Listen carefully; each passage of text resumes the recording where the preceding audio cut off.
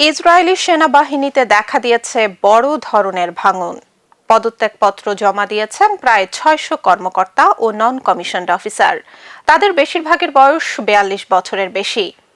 ইসরায়েলের স্থায়ী সেনা সদস্যদের জন্য বহু বছর ধরে চালু থাকা আর্থিক সুবিধা চিফ অফ স্টাফ ইনক্রিজ স্থগিত করেছে ইসরায়েলের সুপ্রিম কোর্ট। এরপরই পড়েছে এই পদত্যাগের হিড়িক। বিস্তারিত ডেস্ক রিপোর্টে। গভীর সংকটের মুখে দখলদার ইসরায়েলের সামরিক বাহিনী আইডিএফ আর্থিক কারণে অসন্তোষ তৈরি হওয়ায় সম্প্রতি পদত্যাগপত্র জমা দিয়েছেন প্রায় ৬০০ অফিসার ও নন কমিশনড অফিসার। খবর আল মায়াদিনের। স্থায়ী সেনাদের জন্য বহু বছর ধরে চালু থাকা আর্থিক সুবিধা চিফ অফ স্টাফ ইনক্রিজেস স্থগিত করে দিয়েছেন ইসরায়েলের সুপ্রিম কোর্ট। এরপরই দেখা দেয় এই পদত্যাগের হিড়িক। আল মায়াদিনের প্রতিবেদন অনুযায়ী পদত্যাগপত্র জমা দেয়া অধিকাংশ অফিসারের বয়স ৪২ বছরের বেশি।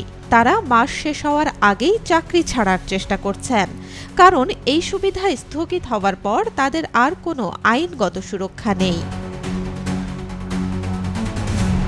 বহু বছর ধরেই ইসরায়েলি সেনাবাহিনীর সদস্যদের জন্য এই সুবিধা চলমান। মূলত এই আর্থিক সুবিধা প্রদান করেই তাদের আনুগত্য ধরে রাখা হয়।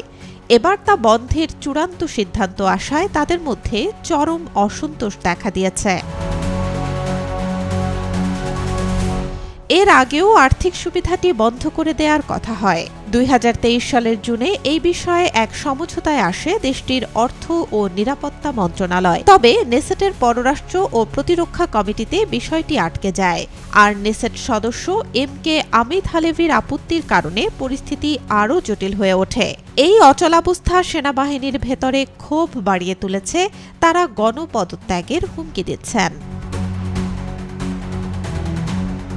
ক্রমবর্ধমান চাপের মুখে প্রধানমন্ত্রী বেনিয়ামিন নেতানিয়াহু বিষয়টি নিয়ন্ত্রণে আনতে একটি বৈঠক ডাকতে যাচ্ছেন। নেতানিয়াহুর প্রত্যাশা, এই বৈঠকে সেনাবাহিনীর প্রস্তুতি ও সম্ভাব্য ক্ষতি নিরূপণ করা সম্ভব হবে।